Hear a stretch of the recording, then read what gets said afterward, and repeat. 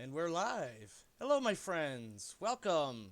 Welcome back to the Krieg Dominion. And if it feels like I have low energy, it's because Vertigo is a twat. Yeah, I said it. Not even 10 seconds in, and I said a naughty word. I don't care. Vertigo can fly a damn kite. You Uh, love it. Yeah, yeah, really. isn't the first 8 seconds you're not allowed to cuss for a Hey, YouTube video? I think I made it to 10. To be honest, I don't know. I'm not sure. It's not that important to me, to be totally honest, because it's not like I'm getting any money. Okay. But no, I spent the last 2 days and still kind of dealing with it on a very, very low key. But spent the last 2 days dealing with vertigo, and that is not fun. But I'm here now, and I have my partners in crime. Well, role playing crime anyway. I don't know. Don't want to know if there's any real crime being committed. Please don't let me know. Uh, and that would be a great segue to doing some intros. Let's go ahead and start with Rodance. We'll start with you. Why not? Oh, Some days my computer is quick, and some days my computer takes forever to restart because there's this god awful thing called Windows updates. Yep. I hate Windows updates. Yes, but without those updates, things would never be the same. Or They're something. never the same anyways, I even know. with them. I just felt the need to have some stupid comment thrown in there. Yes. But, All right. oh, Anything else? it's kind of funny to sit here and scroll through the tabletop simulator because you totally just have like it sitting in the middle of a path in a park Yeah. or something. Yeah. Yeah. Random hiking trail. Yeah. Yeah. I felt that was very much appropriate. To be honest, I never really looked too hard at the background image that this is. But It yeah, has a no, you're creek right. You're and absolutely flowers. right. But I feel like it's pretty fitting otherwise. Like, it could be set literally any time in space. It just has, a hiking trail. well, actually, the tread marks on the ground Oh make my it clear. fucking god, here we goddamn go. Here we go. You know what? It might not have been 8 seconds, it might have been 8 minutes, but either way, if this video was gonna give me money, it's gone. It's all gone. Well, it actually does have tire marks. Does it? I've never really paid. It does. It does, but I didn't actually stop to identify them. You I just know, saw tire marks, and so I thought, okay, I'll be Yeah, they look like aggressive about it. bicycle mark they could. tires. Yeah, They're not wide enough to be No, an we're gonna. RV or No, an off-roader. those are clearly ox cart tires. Come on. Come on. Come on. Clearly, we got a background image that fits the year in which this story is told. Well, actually, if you look at the Oh my reflective nature, shit. Oh my god, stop, Rev, stop. Rev, do your intro before I lose my patience. hi everybody, I'm Rev. I like to talk about inappropriate things, but today I've got a special offer for you. Oh god. I'm Oh starting god. my own brand of Oh small god. batch hand-picked organic teas. Rev's Teas. The prices are steep, but we've got flavor in the bag. Back to you, Omar. Oh my fucking god. What the shit? I can't win. I can't win. Bro, this is what I said last. This is why I said what I said last week about if you can't beat them, just join them. Anyways, tell us, Can please, we make a plushie damn it dolls of Rev? and just throw them at them. Yes. I'm down. Let's do it. Bruh. There you go. He got him. He got him. Tell us, take it away. Popcorn. Very delicious. Ranch topping. The powder, not the actual, ranch. That would just be disgusting. Anyway, yeah. No, There you I hear you, but I also wonder because I've seen and know of people that will dump like hot sauce straight into the bag and then eat it out of the bag. So That's weird. it is a little bit weird considering where I've grown up and lived most of my life otherwise. However, in some groups of people, now that sounded racist and I didn't mean it to be, but like there are some people that enjoy it that way. It is what it is. So when you said ranch, I definitely started thinking like, well, did he dump a bottle into it or is he pouring some powder into it? Either way, I guess if it works and it's tasty, who cares how you get it? And that takes it to me, Omar Krieg, your Lord and Commander of the Krieg Dominion, host of Blood and Glory a Pendragon campaign, A Father's Pride, episode 11. Surprisingly, not only did we make it to double digits, we made it to the next episode of double digits, which is, of course, 11, which comes after 10, but not before 12. That'll be next week. Let's see. Where did we leave off at? Let's see. Previously on Blood and Glory, at the request of Merlin, Earl Roderick has given the option of where our knights head off to for the campaign season of 487. To either accompany the Earl and most of the chivalry of Salisbury north with King Uther, or to head south with Prince Madoc to join forces with Admiral Gwenwynwyn and burn Saxon shipping. Sir Dallin, ever the one to seek out intrigue and courtly gossip, elects to proceed with the Earl, while Sirs Farvel and Everhart, visions of dead Saxons and burning boats filling their heads, went south to meet up with Madoc and Gwenwynwyn. Sir Dallin was able to be present and even had no small part in the submission of Duke Lindsay when the tale of Excalibur was told and how the sword was gained and delivered to Merlin. All around saw the majesty of the mighty weapon, and with Lindsay now firmly in the king's camp, runners are being sent outward to bring other nobles back to treat with King Uther. Sir Dallin now proceeds further north to an old place called Ebericum. Meanwhile, to the southeast, the raiding parties led by Sir Farvel and Sir Everhart continue to rampage, slaying Saxons and burning their boats, first in Pevensey and then later in Dover. And now they continue their run heading north as yet another boat sinks below the waters. We are going to start with Sir Dallin this evening. We're going to finish up your little campaign thing. Okay, and then you said we're heading up to Embericum. Yes, and I know it's up here. Did we already get... Oh, no, I see it right there. I Back see where it. it turns into one road instead Yep. of two. Yep, I noticed. I saw it. And I have a small thing, if I can remember where it is. I have a little cheat sheet here, which is probably upside down. Well, you know what? It's not upside down on my screen. I'll put it that way. We have a little map of the town. You can imagine there's probably a lot more to it than just the walls and a couple dots or what have you. But we have a nice little map here. Let me lock this so Rev doesn't try to grab it. I wasn't. Well, your hand already was over it. I was like, he's gonna grab it. He's gonna grab it. So there's a gate, a church, some courts, a bridge, and Yep. a castle bit. There's actually 2 castles. But I'll get to that in just a moment. I've got a little bit of, reading and stuff. So the history is something to the effect of, in the time when King David ruled in Judea, Ebericus was a powerful and successful king of Britain. He conquered parts of the continent, and he established many cities. Ebericum was one of those. It grew to be an important and wealthy city with thousands of people living on both sides of the... I'm going to just say it's the Ouse River. I have no idea if I'm saying that right. In Roman times, the city was a legionary fortress. The Roman walls still enfold the city on the north side of the river. More recently, I should have looked up how to pronounce his name. I'm pretty sure I actually meant to and just forgot. King Harro de Apres, also known as the Centurion King, has enclosed the civilians in the southern settlements within a new defensive work and erected a new castle where he now resides. So, in short, everything on the north side is the old stuff. The south side is where my black hand is right now. This is all newer foundations and earthworks and whatnot. And then the castle, this is the actual castle. As you can see, the Motte and Bailey there. So that's the old castle, or the new castle, I should say. They still call it King's Court, probably in reverence to King Ebericus, who first did all this stuff, blah, blah, blah, blah. When you arrive, you are barred access to crossing the Ouse River, however. And you quickly get... Well, let me back up. I imagine you've got your squire with you, and the squire's name I don't recall.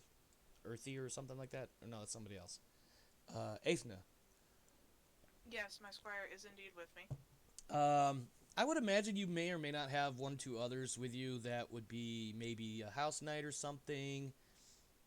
I can't imagine you just literally wandering off too far on your own with just your squire.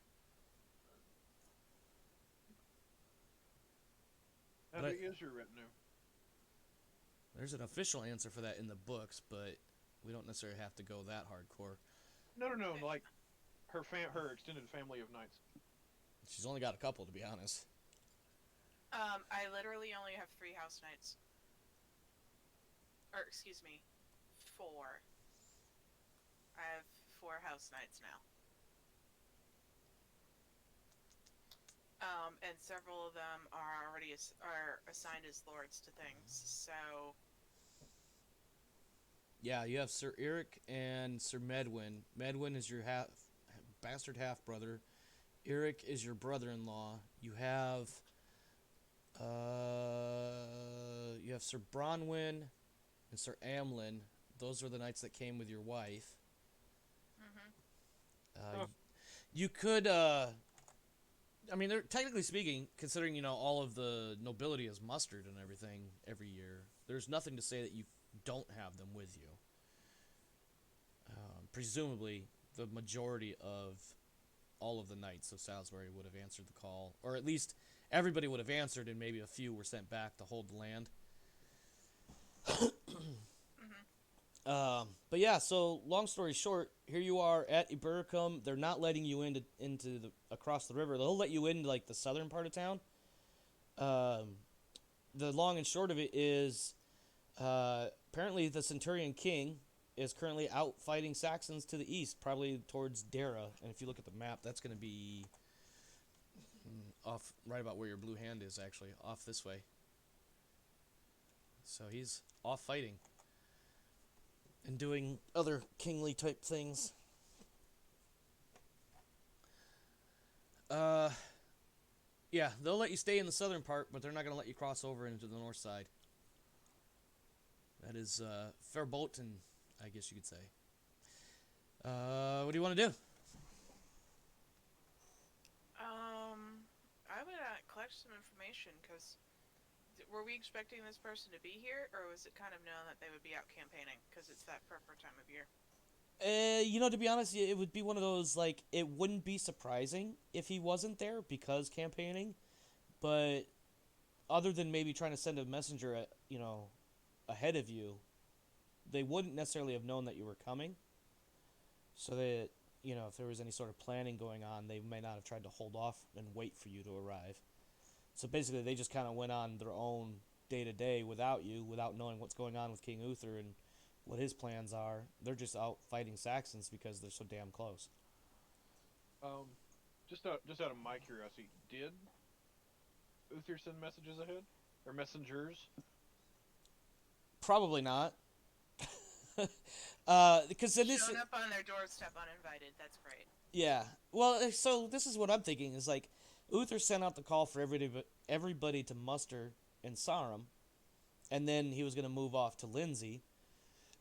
Once he got to Lindsay and he got the Duke, to basically, reaffirm allegiance or what have you that we did last week. Now he's like, let's get the rest of these other kings and whatever in line. Well, Ibericum is theoretically its own little kingdom.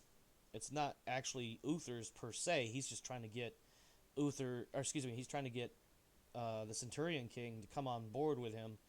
If you guys recall, I did give you guys a brief layout as far as the electoral college or what have you. So the very most that would have happened is that he might have been able to get word out to Ibericum to let them know that you were coming. But also, Ibericum's not terribly far from where you were just at in Lincoln down here.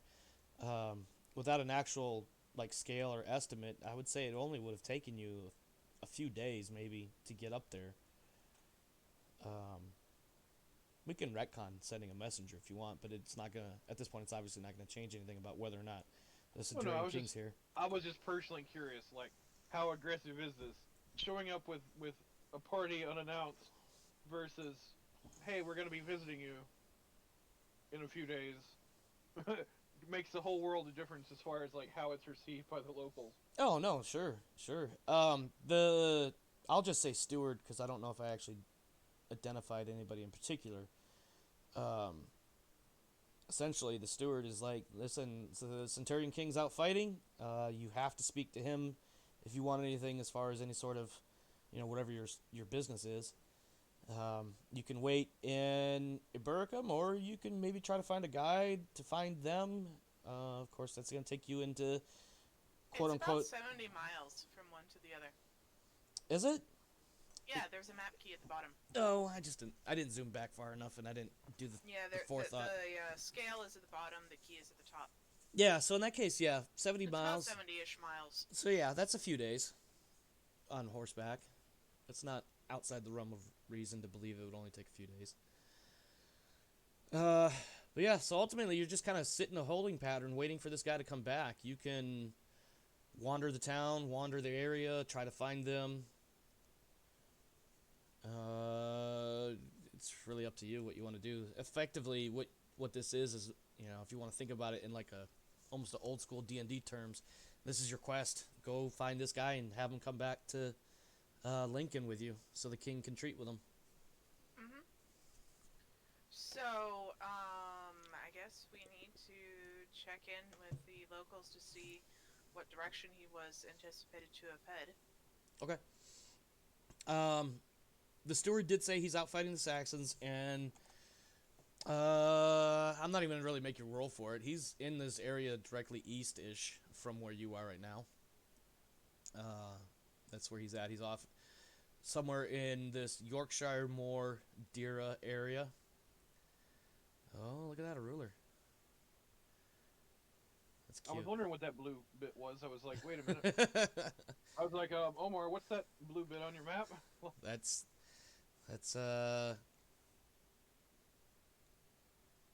Rodance trying to scale out some stuff.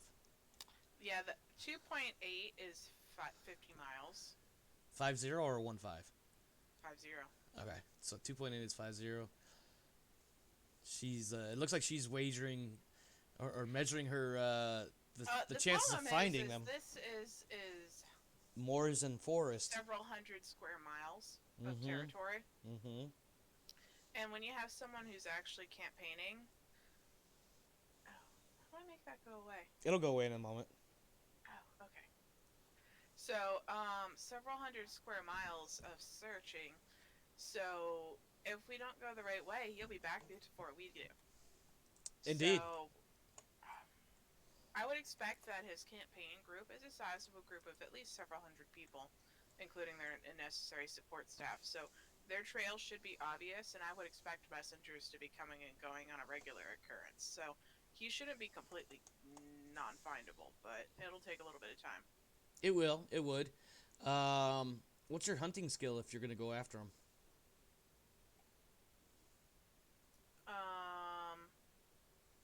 2. Okay. You have the option of finding one of these messengers and seeing if they can lead you. I actually would rather go the route of doing the courtesy and the appropriateness or whatever it is for recognizing the faces of a messenger or finding their specific heraldry or something, or tracking them down, because that make a way more sense than me Blindly. shuffling through the woods. Yeah, heading off blindly. All right. Let me look at a character sheet real quick. Find me a skill that might be appropriate here. I'm thinking something along the lines of. So hospitality is a trait. Stewardship. Courtesy. Why don't you roll courtesy for me real quick? I think that will be appropriate for what I have in mind. She's a knight. She doesn't curse you. Courtesy. I pass. Oh, would you roll a 6 and you have, what's your courtesy at? 15. Oh, yeah. So you treat with the local steward, and I'll say like over a day or two of a couple of different attempts without trying to be rude or anything, just following up on previous conversations with him. You are able to find one of the message runners that recently got back, from speaking with the king or delivering a message, or maybe he ran a message back. He says that this runner in particular will be able to take you out there, although, he's on the march, so he may have moved. He may not necessarily be in that same area that he was when the runner departed, but otherwise he can at least get you in the same general vicinity of where the king is. Sounds good. Okay. Go ahead and roll hunting for me.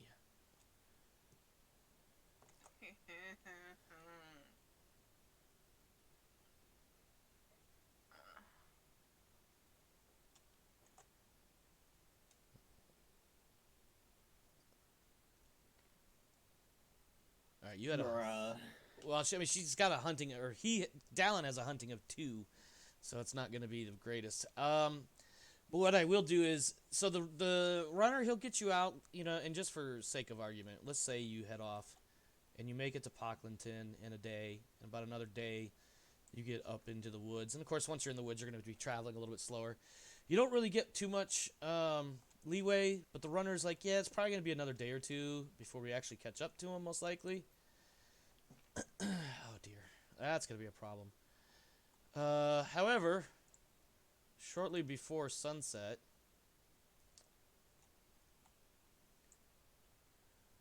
oh my, he's significantly larger than you for some reason. It doesn't matter. You come across a party of Saxons. Great. Perhaps a foraging party or a scouting party, or maybe they're running from the actual fighting. Who knows? For the intent of what is going on here, we'll just do one-on-one. We can always narrate that there's more than one, but you're able to fight your way through based on the results I of would this have particular brought at battle. least whatever random house knight I brought with me and my squire, so I'm not completely by myself out here. No, I know, but just we'll summarize it with your character versus this one Saxon. Who is playing with my dice over here? Stop playing with my dice. In fact, keep the dice tower clear, you. Because I might need it for passions or whatever. Anyways, so you guys come across a party of Saxons while you're out traipsing through the woods, and in the fighting, various things will happen. Based on how this fight goes, will determine how. Let me rephrase that. Based on how you and I roll out this fight, will determine how your group fares against this group of Saxons. So, Hey, look, I'm fighting Saxons. yeah, well, they're fucking everywhere. They're annoying, aren't they? Mm-hmm. Okay. Are you mounted? Are you dismounted? I mean, I would have been mounted. Okay, well, these Saxons are dismounted, so you'll have a +5 and I'll have a -5. I even had Saxon math growing up. He has axe of 15, so I'm actually going to be rolling against a 10. Are you charging, or are you doing a regular attack? You're in the woods. Maybe a little bit of a Regular clearing. attack. I don't think I have enough clear distance to charge. Fair enough. Go ahead and make your roll, please. And I'll be rolling. Make Am yours. I rolling, You're rolling. horsemanship or lance? Well, if you're just attacking with your regular weapon, it would be your sword skill. Okay. And make sure you add 5 to your skill. That puts you at what? Well, that's definitely a pass. success. Yeah, I'm rolling against a 10. Is a tie.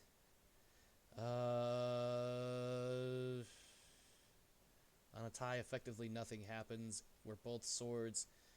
I'm pretty sure we're both actually disarmed at this point.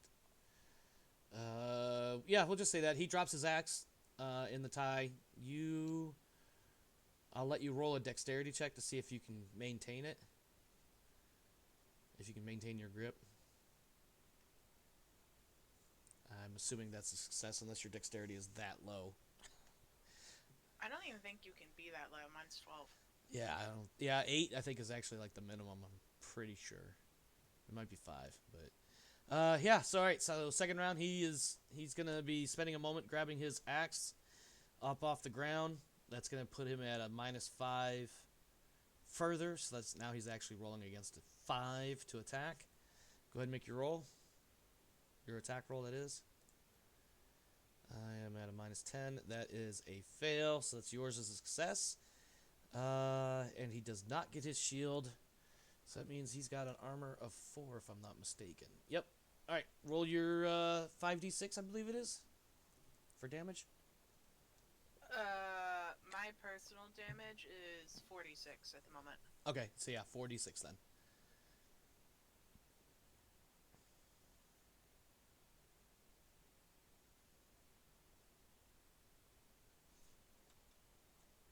And that's 14 minus the 4. Oops. Is 10. Alright. Marvel and I are celebrating on a boat, and we're like, huh, she went north. I bet she's not fighting Saxons like we are. She. Right. Who's she? Dallin. Sorry.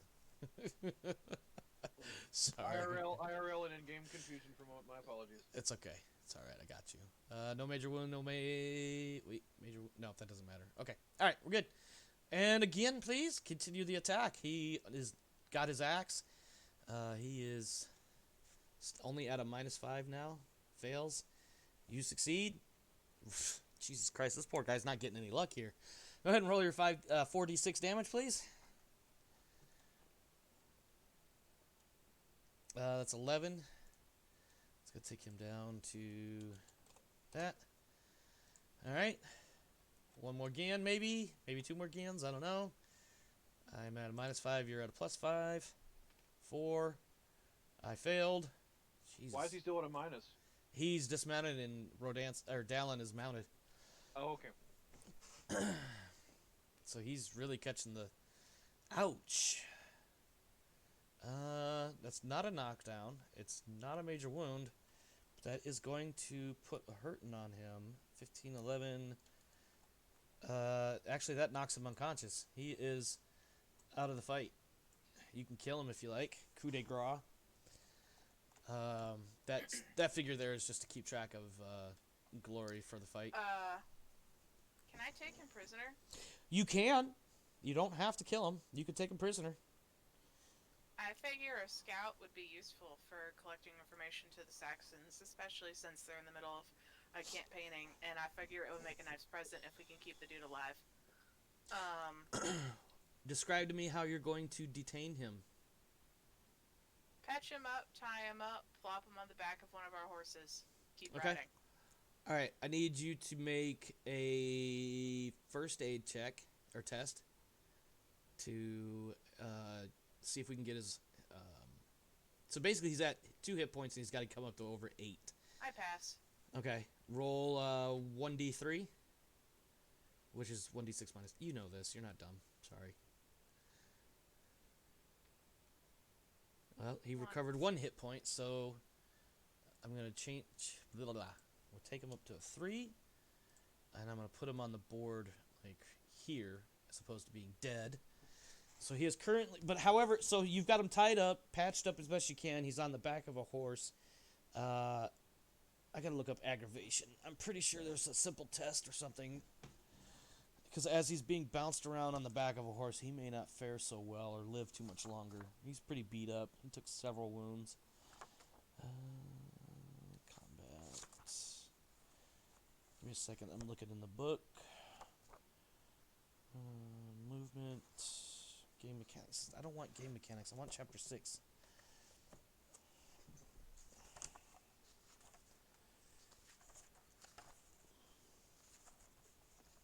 Interface. Injury. Here we go. Wounds. Major. Mortal. States of health. Recovery. Natural healing. Deterioration.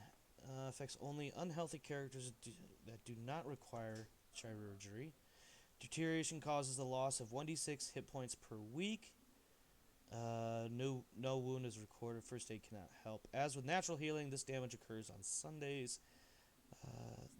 The net result of the 2 hit point adjustments may be a gain in hit points, a loss, or a nil. Aggravation. So he never took any major wounds. He just got knocked down.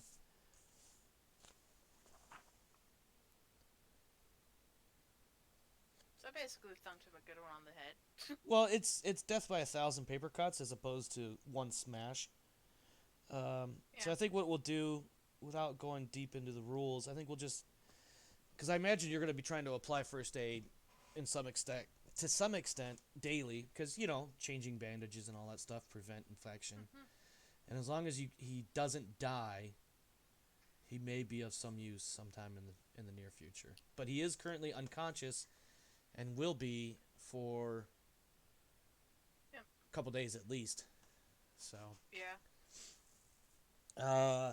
In the meantime, let me check my notes. I need you to take note. Where is it?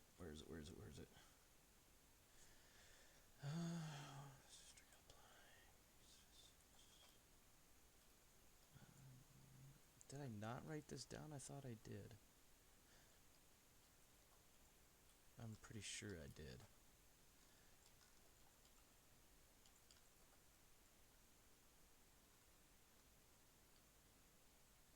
Oh, here we go.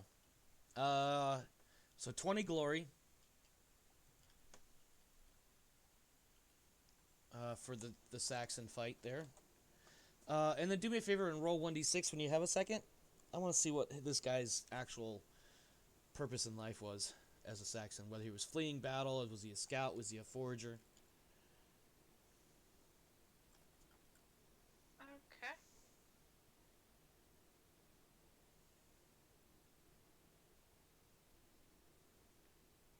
Two.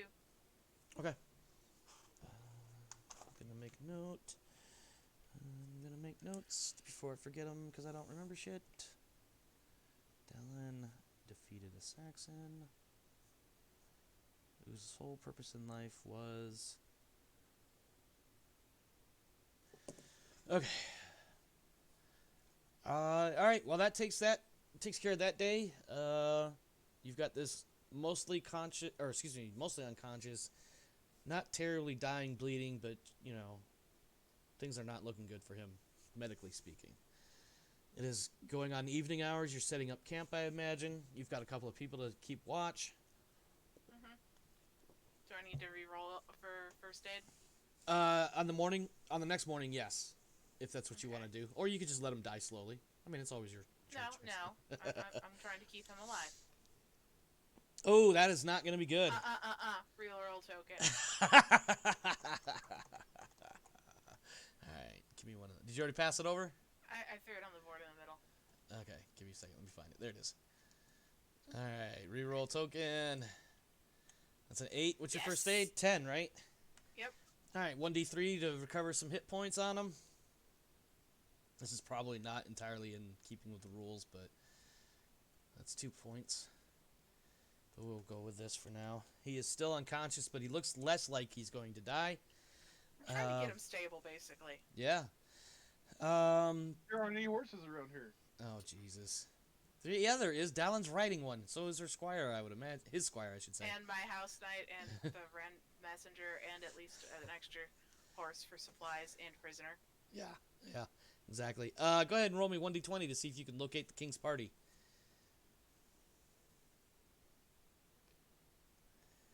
Let me rephrase. I should have specified that you were rolling hunting. Go ahead and re-roll that. You're rolling a hunting test.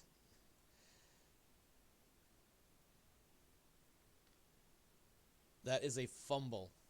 You make no headway and are now, even the runner is not sure where in the woods you guys are, and definitely not in relation to any known landmarks, except possibly the trail that you've been riding on, but even that he's not sure anymore. And you, obviously not being familiar with this part of land, also have no idea where you are. So effectively, if not in totality, you are indeed lost. How the fuck do I get lost? What's your house knight's name? I forget. I don't know. Which one did I bring with me? Because I have several. Which one did you bring with you? They're yours. Did you bring Medwin? I probably would have left the older woman back. Bronwyn's back. Which Okay. means I would have brought either Medwin, Uric, or Amlin. Okay. Let's go with Medwin because I'm working with him about getting him Responsibilities. set up and getting married and stuff like that. Yeah, he was trying to prove himself. Okay. Medwin leans over to you and says, Dallin, I don't think we're in Silchester anymore. Oh, jeez. You wouldn't be in Silchester. You're from Sarum. We're not in Kansas anymore, Joe. Get No, over it. I know that. Yeah, so effectively you're lost, and it takes you several days. Go ahead and make one more first aid roll just to see if this guy actually wakes up anytime soon. That's a success. Go ahead and roll 1d3.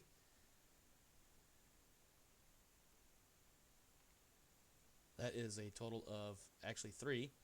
So he actually does wake up, but by the time he wakes up, he has no memory of where you guys are.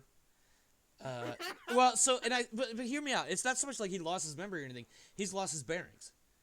A lot of land navigation in that era would be more about knowing where you are because of where you've been, not so much knowing where you are because of not dead reckoning, familiarization with known points necessarily. You're in the forest, so you're not going to get a lot of good line of sight to say tall steeple buildings or mountains or what have you. So he's not entirely sure where he is either. And you guys basically spend the next week, give or take, wandering the forest, not finding shit, and eventually you come out of the forest and you actually end up in this area here.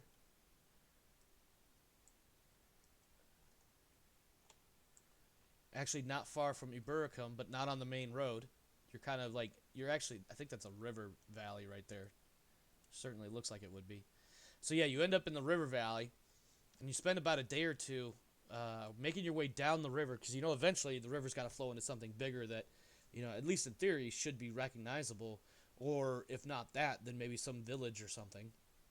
So you spend a day or two following the river. You come across a small fishing village that eventually points you to the main road, and eventually you make your way back into Ibericum, and you have this Saxon prisoner that you can do whatever you want with. He's alive. He's not very happy about being roped up on the back of a horse. I go take him to the steward and ask him, do you guys have a particular place where you store prisoners? For information? Jesus. My smart ass was like, yeah, underneath the gallows. I was gonna say he points to a gibbet outside the gate. Yeah, there you go. Yeah, so the steward, he'll take him. He gets led off into some dungeon that's probably underneath the castle or somewhere. Hey, I was bringing the king back a present since I happened to run across him in the woods. The steward does toss you. Oh god, I gotta look this up because technically these guys are supposed to be worth a ransom. Give me just a second here. Whoa, he could have been captured in Saxons for a ransom? Yeah, you didn't know that? He tosses you. Go ahead, and mark down 2 Librum. Hey.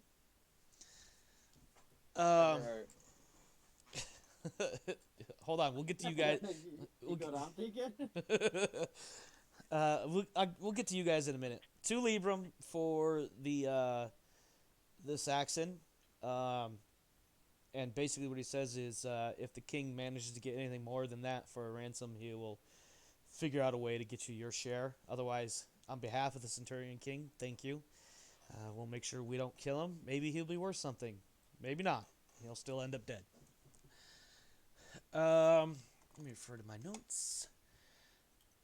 Wait, if he's ransomed, how's he gonna end up dead? Who knows? Weird things happen in transit. Bounty. It's a bounty, not a ransom. Yeah, there we go. That sounds better. A bounty. That sounds more legit. More legal, anyway. So the steward, he gives you some money, and he takes the dude off, off your hands or whatever. Your messenger kind of gives you one of those, like, I'm sorry, my lord, I tried, kind of thing. And then he kind of chuckles a little bit. Like, at least this is a story I could tell my grandkids one day. And goes back to doing whatever it is that stupid messengers do. You're outside the town walls or inside the southern part of the city for maybe a day or two more when the Centurion King finally returns. And you are given your brief moment of audience with him. And this is, imagine this is in his what's the word I'm looking for? Audience hall. And basically he gives you a chance to say your piece.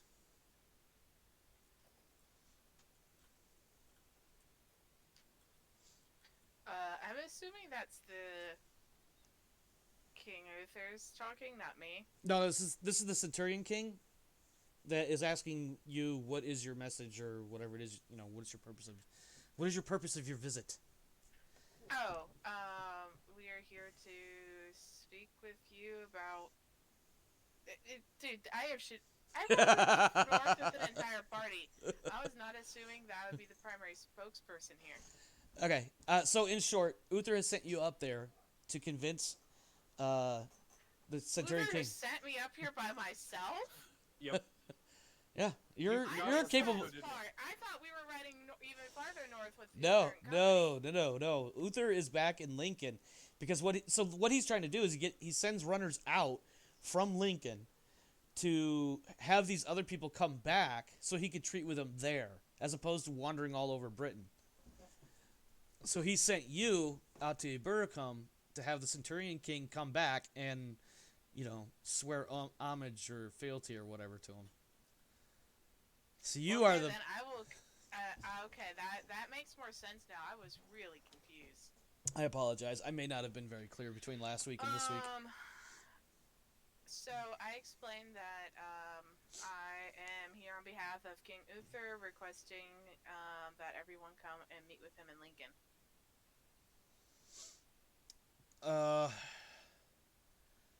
So the Centurion King, once you mention his name, and I mean, obviously he already knew more or less what you were here for. If not the full message, then the gist or something to that effect. Like, he knew you were here representing King Uther. I mean, I clearly would have told the yeah, what I was here for. Yeah, absolutely. And so the Centurion King just kind of gives you one of those once-over types looks and says, will you tell King Uther I will visit him when I have the leisure time. Is there anything else? I hope you get use out of the Saxon I captured on the way back. So do I. Thank you for that. I'm sure my steward has already given you just compensation for him. I'll nod.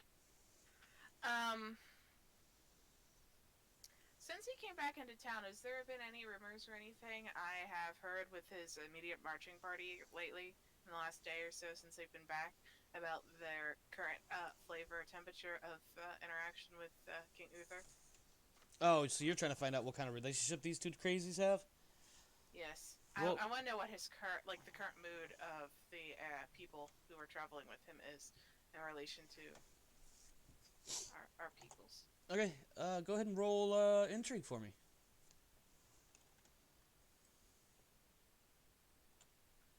Okay. Clicky button. I pass. Roll a 7. Nice. Okay,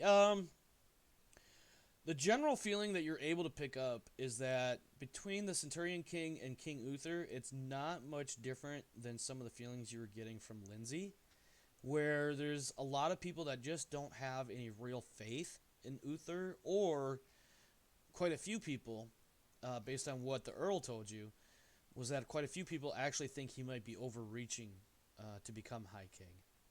And the feeling that you're getting now is that the Centurion King, whatever his crazy French name is, that I'm not going to be able to pronounce correctly, you get the feeling that he's more in the camp of he doesn't know Uther well enough to trust him, and he has too much going on around Ibericum to afford to head off.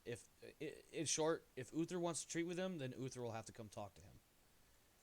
He's got too much going on, trying to keep, especially the Dira Saxons. Like, there's just too much of a common threat for him to just leave. And obviously, in order to meet Uther anywhere, he would have to leave for, like, a few weeks, probably. A week or so to get down to wherever, however long he's there to treat with him, and then a week or so back. And he feels like that's just not really good use of his time when he's got that kind of a threat at his borders. Mm-hmm. Not to mention the other kings north of him. Not a good time to go wandering off in the middle of summer campaign season. Yeah, and not to mention, he's got these other kings, and you don't get a hard read as to, like, if any of them are openly hostile to him, like Malahut, Lestroit, Know-How, and all that. You don't get a solid read on if they're openly hostile or not, but it's clearly, if you think about it from, like, a political standpoint, you can understand why the Centurion King is really not in favor of leaving his site anytime soon. Yeah, I would definitely inform him of Lindsay's agreement with King Uther and the fact that King Uther is now walking around with a pretty magic sword and a couple of other tidbits he may not yet have heard. I've heard of this story. What do they call it? The giant and the horse thing or something? I've heard this story. I've heard this story. Yes, but what you missed was the fact that Merlin presented King Uther with a sword from the lake. A sword does not make a king. Of that, it does make for an interesting story, though. It is an interesting story. It's still not enough to get me to swear to his camp. And I say, yeah, fighting the giant was fun. Not sure if I'd take it up again, but we'll see if the opportunity arises. Totally off the table. You guys got so lucky on that giant. I've seen other parties get annihilated by it. I just want to say, this far north, like the tail is mutated to the giant with the horse thing. The giant rides a horse thing. Oh, or God, the horse thing rides the giant into battle. Oh, There's probably God, I some don't dumb really wanna peasant. deal with the There's horse probably thing some again. dumb peasant saying it was the horseman riding the giant with a shining white sword that did you guys in. That's because that's how far the story's fucking gone off the rails. Okay. Hey, we killed the Nuklavi and the giant just fine, thank you much. Indeed, you did. But the stories change over distance and retelling. Yeah. Well, I give them the appropriate story since I was literally present. I keep them well entertained. The At story. least over whatever dinner Yeah, that yeah. I might have been invited to. Well, you're not invited to dinner per se. You're invited to audience with the king. Mm-hmm. He's not been, mind you, and that's another thing. You know, hospitality wise, like they've given you, you know, especially once you came back with that Saxon spy or whatever, you were given sufficient quarters for your station, so you're not like sleeping in a barn or anything like that. But I mean, obviously, it's not going to be anything opulent. So they're treating you fairly well. You've gotten some decent food. You haven't necessarily been to a feast or anything, or even necessarily the king's table for So dinner. It's something good enough for a night's stay. Oh God. Jesus, Rev. Yeah, but I would just give them the full retelling of the story if they wanted to hear it, because I did happen to participate in the adventure. Roll orate. Okay. And I don't remember what your orate is. I want to say it's like 12 or 10. something. 10? Okay.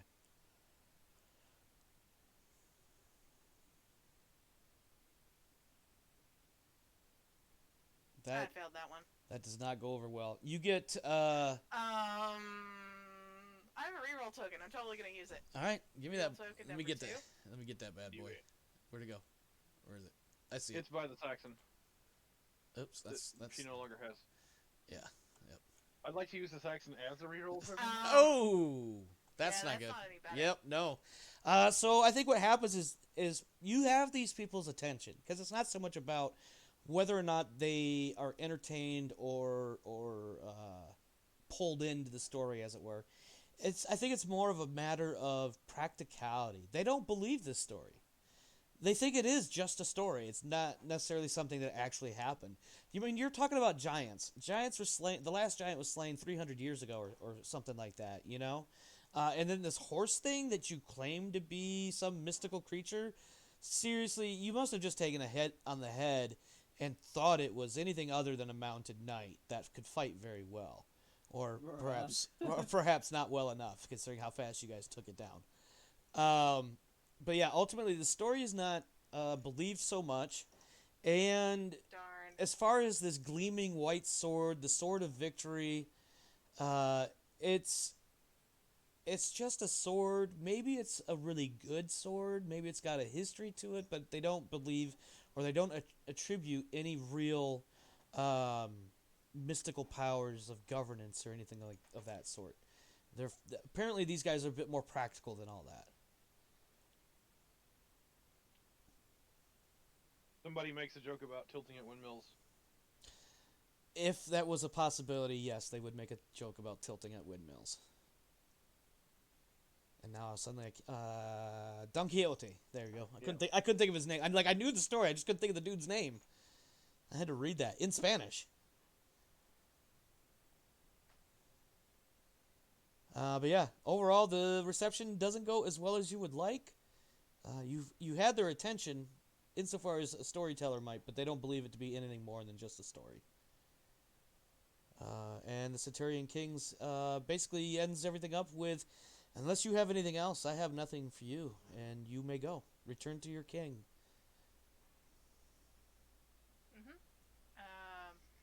Do you want me to carry a message on my way back? Nothing more than I've already said, that if he wants to Okay. see me, it might be best that he comes to see me, because I don't foresee any leisure time anytime soon. Okay. I start heading back. I'm Okay. not here to argue. Yeah, no, you're the messenger. Why would you argue, and why would you argue with a king? Exactly.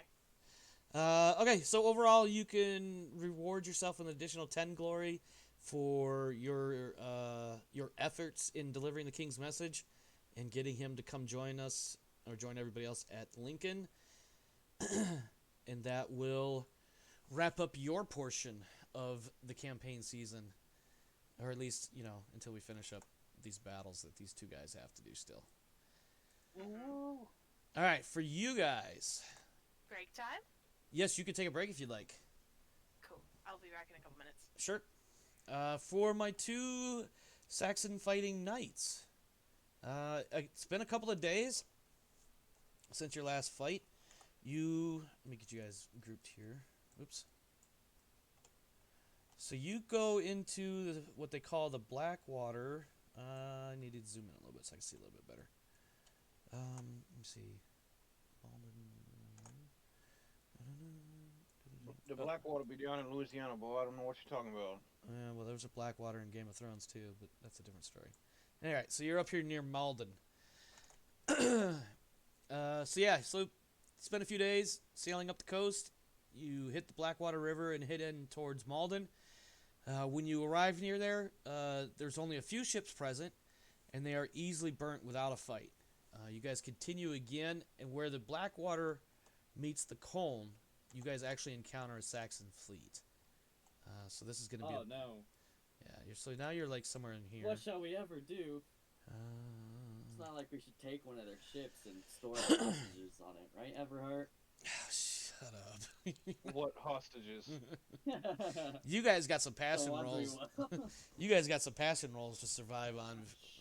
Definitely bang However, my elbow against the table. oh, I think that's a sign not do we- to capture anything.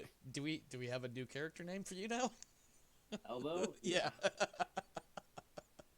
It's So my yeah. next newborn spawn. So yeah, you guys sail on up the river. You find some more Saxons, and there is a fuck ton of them. There is a bunch of them. This is a big battle. The boats, it's a river, so obviously we're not gonna get like a big open water fight kind of thing going on. But the boats almost collide with each other in a nice, pretty line. You got people jumping from boat to boat, fighting each other. You guys will be facing. Here, let me set this up. This is Farvel. This is Everhart. You guys are going to be facing. Let me copy this guy. And then you'll be facing two apiece. Oops. Yeah. Oh boy, time to capture some Saxons. I'm kidding. You better get some good rolls in. And as a no. reminder, you guys are not mounted. You have obviously passions. You have reroll tokens, things of that nature. I need to Omar, yeah. not yet. What? You said I'm not mounted. I said not yet. Okay. Well, nobody around you's got a horse for you to hop onto. So, I didn't say anything about a horse. anyways, moving on. God. All right. So you both have two. So you have a couple of options. I want to remind you of. Defensive fighting gives you a. Basically, you're fighting. Your roll when you roll successfully. Instead of actually doing damage, you're preventing them from doing damage. Otherwise, if you fail on your skill roll, they will do damage to you. You are also fighting two opponents apiece. So, what's your axe and what's your sword sword skill? 15. Okay, and Talos, what's your dude's skill I want to say 10, but I'm gonna double check. for sword? 10? That seems awfully low. Or was it 12? I gotta double check. Hold on. He did put a bunch of points into bow, and his sword wasn't that great. Yeah, that's a fair point. You might have learned. So for me, my sword is 12. Okay, so if you think of those skills as points, you can divide those points up however you like between the two opponents. So for Rev, you have a 15, you said. You devote 7 points to one and 8 points to the other, or any other way you want to break it down. It could be 1 and 14. Okay, so if we add our passions to that as well, does that get split as well? The passions do not get split, they get added to your attack rolls. For both. Okay. Correct. Well, let me double check something here. And a normal passion success is just plus 10, right? Correct. Okay. I want to make sure that I understood that correctly. I know a crit can go higher, but I don't think I'm going to crit on a 27. Well, you would just have to Uh, roll. You effectively it'd be a nat 20. Yeah.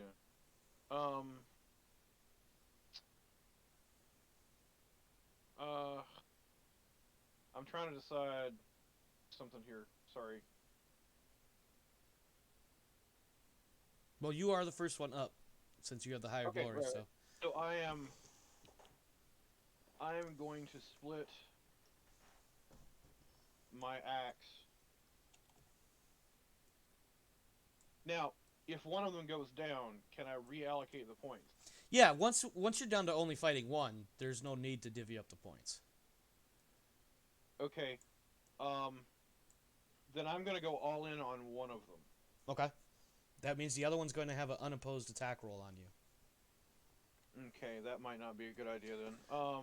I mean, you could do that and hope that he fails, but these guys do, like, obviously you wouldn't know this as a... Oh, why did... Oh, I forgot the... Son of a bitch. Give me... So remind me, because I haven't actually had anybody hit me yet. So remind me how much, because I don't see a stat anywhere in my sheet for my armor. You Like, how have... much do I min- 5 armor. I see it. I don't think that's right either. 5? For chainmail? That doesn't sound right. Hang on. I thought- oh, sorry, that's my horse. My bad. Yeah, let me look. 5 armor is my horse. My bad. Yeah, your armor should be like 10 and 16 if I'm not mistaken, but I want to look it up and double check that. Okay. And I don't remember exactly what page that was on, so I'm in the right area. I just gotta... Oh, here we go. Yeah, chainmail is 10, and you have 6 additional for your shield. Not if I'm using my two-handed axe. That's true. You would just have 10. All right, so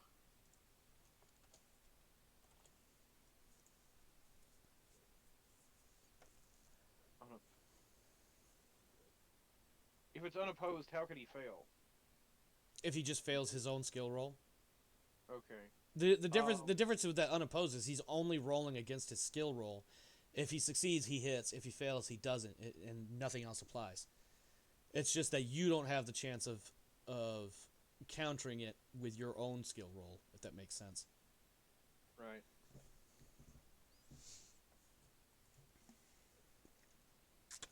Okay.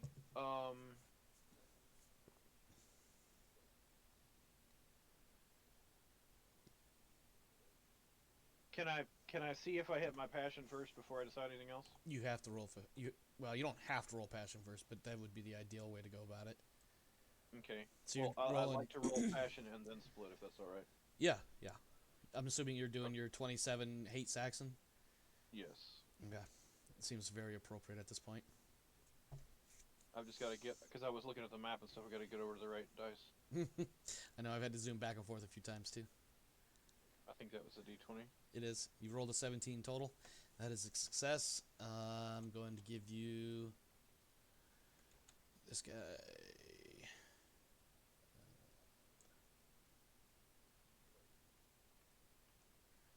All right, you have a plus 10 bonus for the next 4 rounds. Okay. Well, to be fair, you're at just to be clear, you're dividing up your weapon skill, and then you're adding 10 to it for both. Mm-hmm. Okay. Oh god, this combat's gonna be very interesting for me. I'm Yeah, gonna go. I'm yeah, it gonna go is. 5. I'm gonna go 5 and 6. I'm gonna split my axe up almost down the middle. You got 11 or 11 on Nax? Yeah. Okay.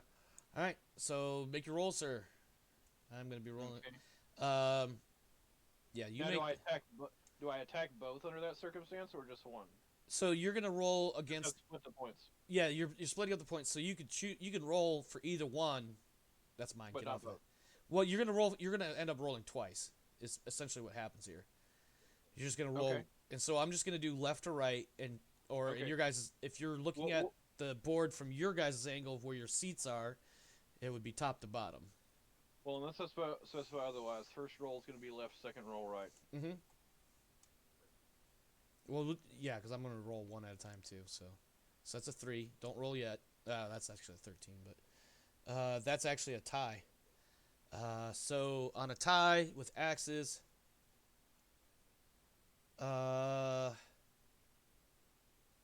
shit. I think technically that's like some sort of breakage or something happens. With a master-crafted weapon?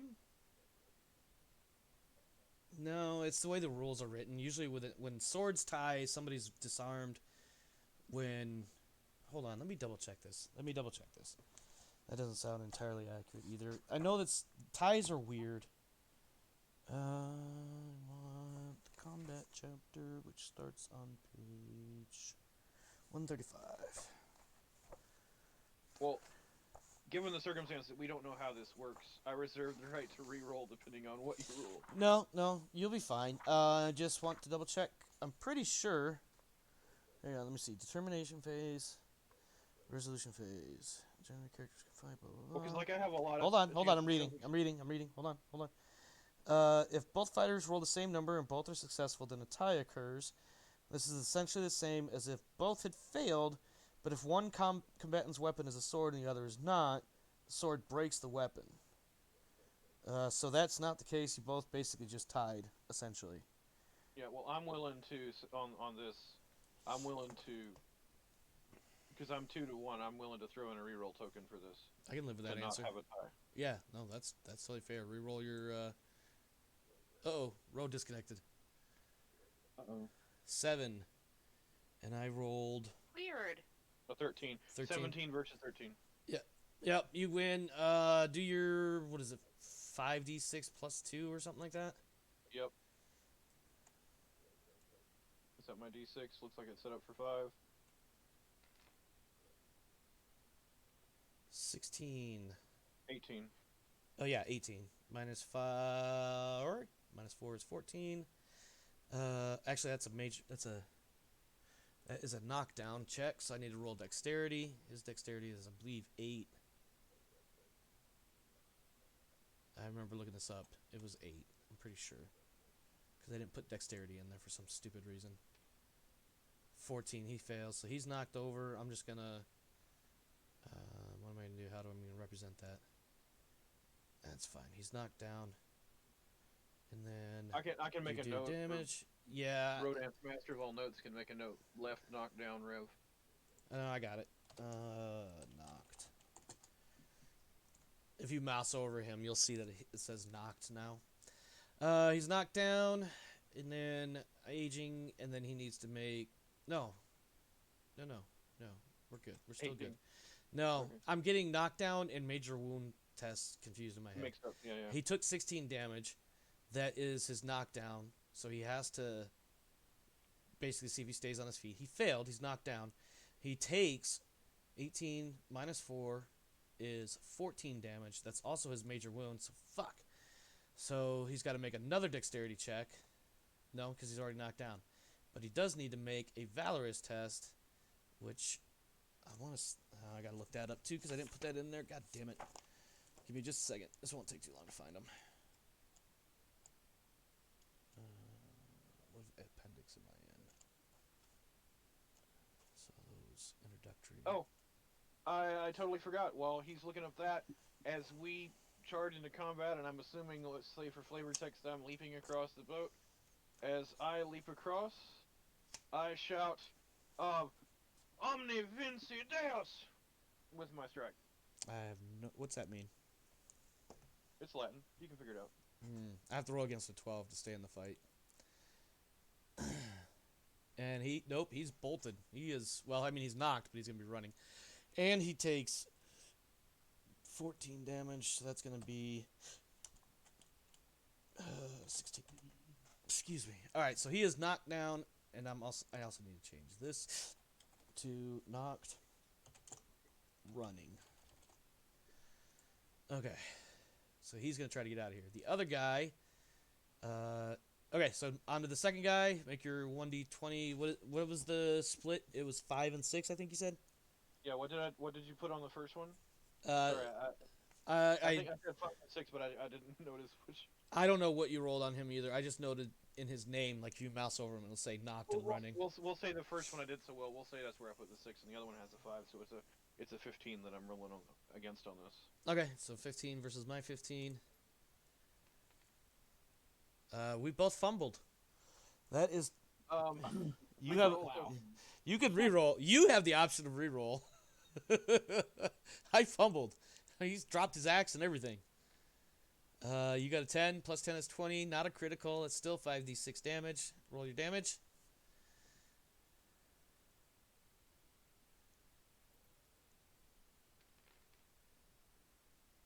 And that is a total of 15, which is not enough to force a 17. knockdown. Oh, 17. 17 is, so now I gotta roll 12 dex. Or no, excuse me, 8 dex, I'm pretty sure. That is a fail, so he is also knocked.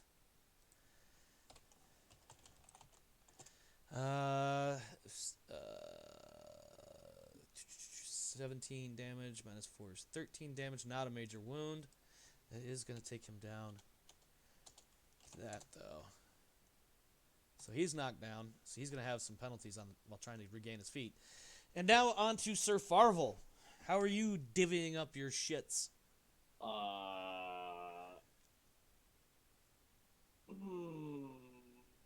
You know, I've decided I'm gonna go 5 and 7. Okay. Are you gonna go 5 to the left, 7 to the right, or vice versa? Is there any difference yeah. between them? Before you no. give your final answer, can I interject? Yeah. I have one guy running and one guy knocked down and in a bad way. Maybe, given your sword skill, maybe defensive fighting? Just saying. It's up to you. I'm just pointing out I may be available to help momentarily. Next round, he takes a smash to the face, and he's not available. Yeah. That could be. Defensive fighting. Yeah. Defensive Fuck it, fighting defensive gives you. fighting. Defensive fighting gives you a plus 10. So you said 5 and 7. That'll give you a 15 and 17 that you need to hit on. You Is that your- withstood my attacks with defensive fighting. Now- so- Yeah. You also have passions, so you don't necessarily have to defensively fight either. I'm just throwing options at you. It's your choice what you do here. Yeah, but I don't necessarily do a lot of damage, and my sword skill's not that great. So. 5 and 7 defensively, huh? Yeah. You could also do a passion on top of it and just really secure your "you can't touch me" vibe. Defending your Yeah, honor or something. Passions. Yeah. Hold on. I've got like half a dozen text messages that I need to read too, and I'm totally ignoring them right now. Fuck it. I'll do it. What are you I doing? guess. Fealty to Lord. Actually, no. I don't know if I could makes call that sense. one. I don't know if I could call that one in this. Yeah. I'm gonna do love for family. I want to survive the fight defensively, so I'm gonna defensive fight. That My I could- love for the family. That's what I was actually going to suggest. That might be a little bit of a stretch, but I can work with that. Go ahead and make your roll, please. I got a new kid at home. I can't die like this. Yeah, pretty much. 15. What were you? And that's a crit. You crit on a passion family, or whatever the hell it is. All right, make sure you mark it. That is gonna put you at.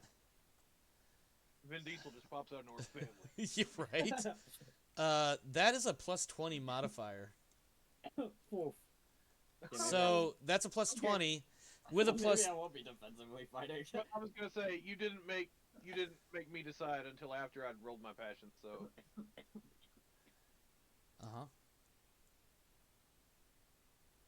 All right, Wait, so you that's plus 20. So just Yeah, at like this point, you don't skill, even- Or that's 20 for your skill. Then you still have defensive fighting.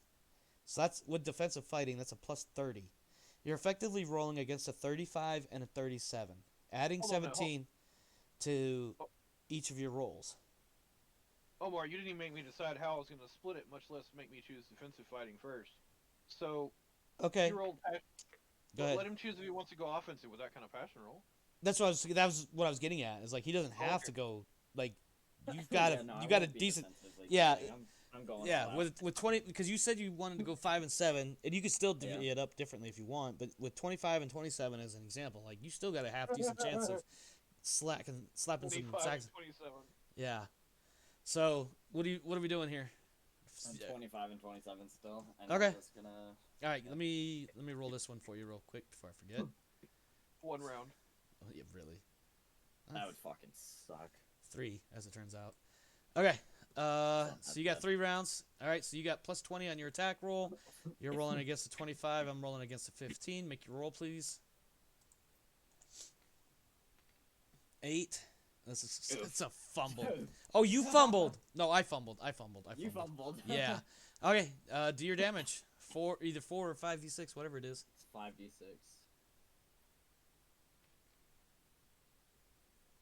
Nice. Yeah. 21. Right. Yep, that is a knockdown, so I'm going to test dexterity first. He is down as well. God damn. These guys cannot stand for shit. So that is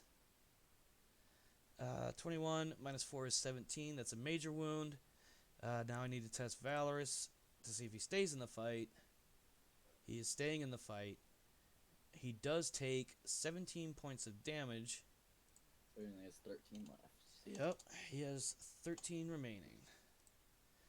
Alright, second person. Jesus, this fight should have been a lot harder, to be honest with you.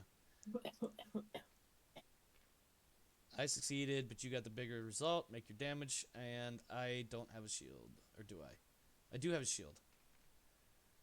21. Did I just roll 20 again? Yep, I got a test knockdown. Dexterity of 8. That is a fail, so he is knocked. They're both knocked. Let's go. Wait, I want to capture them then. Nah. These are just That's regular just Saxon warriors. They're not necessarily Yeah. knights or anything like that, just for the record. Okay, 21 damage. But money. Hold on, slow down. I gotta think here. He got knocked down. We resolved that. He takes 21 minus 14 is 7 damage because they both succeeded and tied and all that. So he actually takes. He's at 23. Okay. And now we take this value to 2, and we're back on Rev. And this guy is currently running, so I'm gonna scooch him Wait, over. sorry. How can he Before be you running continue. if he was prone? Why is his HP 23? Because he only The took second 7 damage. What Okay. negated that? His shield. He had a he got a shield. Oh, the other one didn't have it. Yeah, well, they both Not have letting- shields, but the second guy succeeded in his attack, but you succeeded with a Okay. bigger number, so he's able Got to it, use got his it. shield. This guy is oh my god. That's like he would have had to. He was there and he was prone. Yeah, Like, he's so so did he's he in the jump and yeah he's in the process of getting up, and if he's to fight, which he's not because he's basically he's had his morale broken. But if he were otherwise able to fight, he would just have a -5 penalty to trying to stand up and fight. Does that make sense? Yeah. So he's in the process of getting back up. He's just not actually broken contact yet.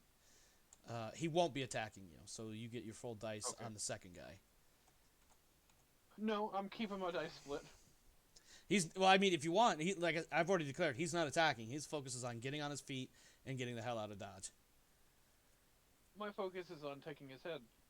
Okay, well, so you're attacking him then, is what I'm hearing.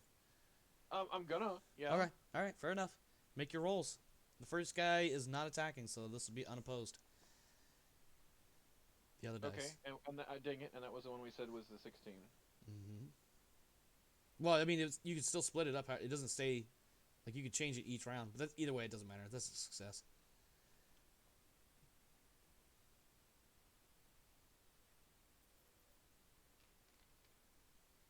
$16. Man, what's with all the ones I'm rolling? On my sixes. Let's So see. 18 damage. Yep, he's not 18 right damage. now. Jesus Christ. Yeah, I almost don't want I to mean, roll. you haven't rolled it. You haven't. I'm rolled going to it have a yet. -5 penalty, too, so really he's just knocked down.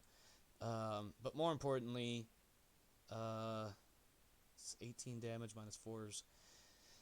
That's another major wound. He's got yeah, I'm just going to effectively do this. There's not much point in trying to keep him in the fight. He's just, for the moment, we could argue that he's currently knocked the fuck out, flat on his feet, incapable of doing anything. Go ahead and make your second attack there while I roll Okay. this one. And this one's on a 15. Whichever And he's got a one. -5 too, right? He is not. He's knocked down. Yeah, so he's just trying to stand up. So that's a -5, which means I got to roll on a 10. That's a so 16 should be a failure on my part because of the You needed a 15. yeah.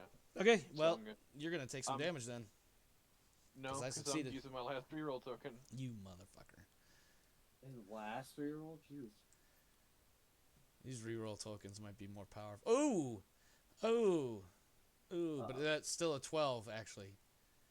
So 12 beats a 3, so but he'll have his shield.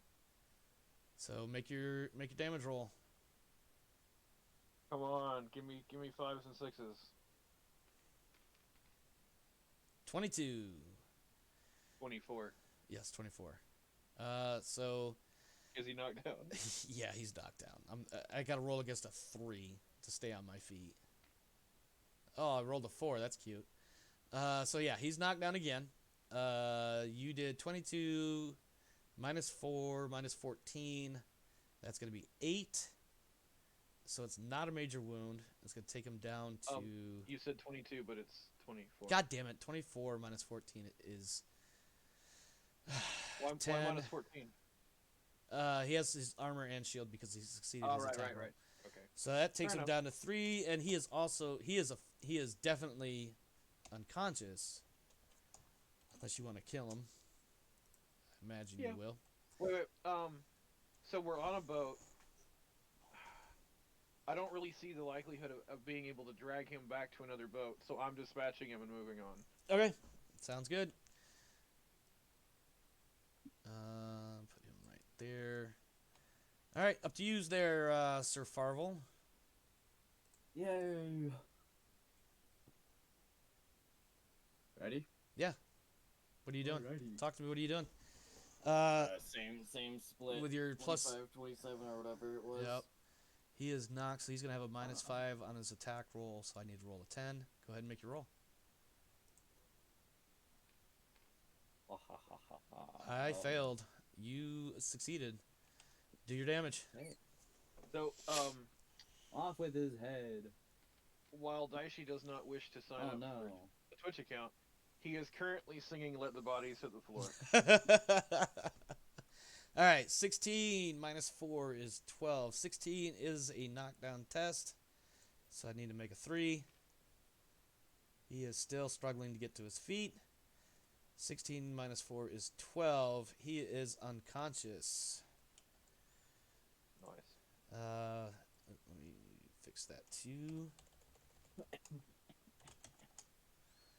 He is unconscious. You have the other person who is attempting to get to his feet as well, so I have a -5 on my attack. Make your roll. I succeeded. You succeeded, but you got the much bigger numbers, so I get my shield while you get the attack roll.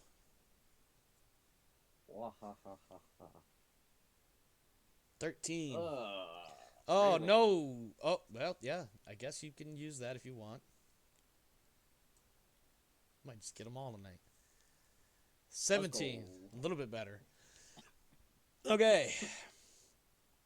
Jeez, 17. 1, 2, 3, 4, 5, 6. That means I need to... Jesus Christ. I need to roll a 3. Nope. He's still knocked down.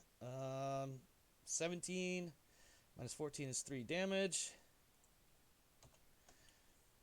He's still in the fight. Barely. Whatever. Yeah. Yep. I think we're good. Alright. Take that to 1. And then we're back at the top of the order there. You have, this guy is knocked out. I'm just going to set him over here because I'm assuming you're probably going to dispatch him. And yeah. coup de grace where his are ass. we? You said we're out fighting a fleet of Viking? Yeah, you're basically, effectively, you're hopping between boats, fighting these people. Some of the boats have gotten mashed up together. You've got fairly stable surface, but there's a lot going on. Well, okay. Aside from the one, I'm assuming that Farvel and I are on the same boat. Mm-hmm. Are there any other Saxons on this boat, and what shape is the boat in? What he's saying. That's exactly what I was gonna ask next. Okay, so fundamentally, Look at me, I am the captain now. yeah. So basically, how this fight gets resolved. I'm sorry. Hold on one second, guys. I'm getting a lot of text messages right now. This fight is representative of everything that's going on. Rev, if you wanted to jump in and help take out that other guy, that's definitely a doable thing. But once this fight is over, whatever Saxons are present are going to be gone. There are no additional Saxons to assign to you for the fight, if that makes any sense. You've handled your... So basically, when you guys handle your two, either together or not, that's when the fight's done. It's just he's taking a little bit longer because his dice rolls aren't as good as yours. Or something like that. Something about perfect nights. Is the other one still up? No, he's... No, you're talking about the other one? To get back up. No, your other one is unconscious. Yeah, No, the one's the one that's unconscious, still- the one that's still... Hold on, slow down, guys. Slow down. Which one? The one, The on one the that board. is not unconscious. The one that's on the board. Oh yeah, he's still Oh, trying. He's still trying to get to his feet. He'll be out of -5. Okay. Throwing axe. Throwing axe, and we're Wait, doing how much it. HP does he have? Okay. We're make doing sure I it don't for the full 21. Since there's nobody else left to fight, and my axe skill's not split anymore, I don't get the +2 damage because I'm throwing the one-handed. Mm-hmm. You do get. I'm gonna give you a -5 because melee with Sir Farvel. I thought you said a ranged attack against somebody who was in melee was an unopposed attack before. It is unopposed, but if you miss, you take the chance of hitting your partner. Okay. Well, it's so that just makes it 16, which is the same thing I was rolling before, and it's unopposed. I'm willing to wager a 16.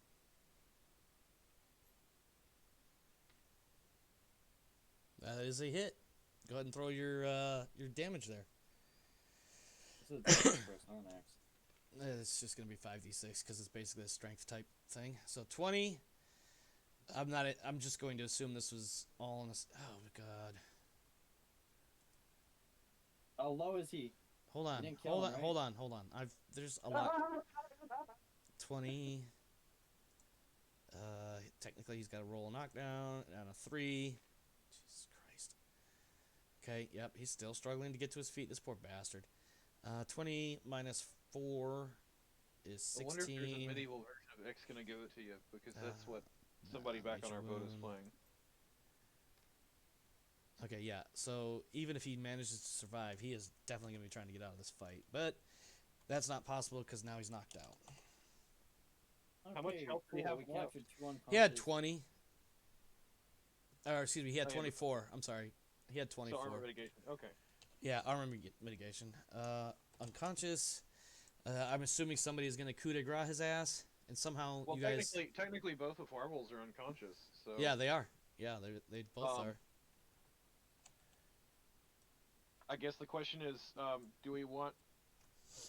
I want money. Give me my money. Didn't Alright, you... So let's. Oh, there he is. I guess we're trussing them up. Hold on a second. Are they low enough health that one of us? Hold needs on, to do hold it on. first?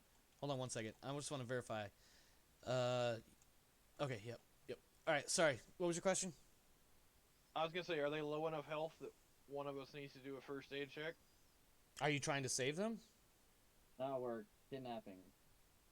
Yeah, we are trying to save them. We don't want them to die. We want them to be alive when we exchange them for money. Well, yeah, they're still alive. You're gonna need to first aid check. The only thing is, Hold like, on. I'm okay. gonna roll a roll against my hate Saxons because I don't really see me leaving anybody alive. well, yeah, it's probably gonna be in your hatred, in the benefit of your hatred, you're gonna want to kill them. Yeah. So, at least one of them's dead, like because of timing. Mm-hmm. Yeah. So, the question is, does Farvel stop me from killing the other one? Wait, which Which one did you kill off? I marked him dead. One of the two that was unconscious. Yeah. Is there a chance of us getting money from this if we kidnap one of them? Not likely. These are just Saxon warriors. All right, fuck it, kill them. Okay. All right. Well, Sax- they're dead. Sex on, sex off. Something like that. Yeah. All right. Keep track of how many you guys have killed. It looks like 2 and 2 there for tonight so far. After, huh? I thought it was 3 and 1. Well, so Farvel defeated them. You just finished off one of them. fair enough. The battle is definitely. Actually, when I threw Oh the axe, my God! Stop it. Okay. After a while, the Saxon ships pulled ashore. You guys follow up, and there's another battle. Jesus Christ, another battle already. This time it's just one Saxon warrior apiece, so I'm going to go ahead and drop them out. But before we do the fight, we're going to take a break. okay. Now, since we got back on the boat, some time passed. Do I get hate Saxon again, or do I need to? It's is still the that same. passion It's still like the me? same day. Your passions have burned out, or used up, or whatever. But those particular passions that you used already are not available for this next fight. Okay. All right, my friends. We are gonna take a break. We're at about an hour and a half in. We're gonna take a break, come back, and see how the rest of this goes. Back in a few minutes, my friends. Oh, that.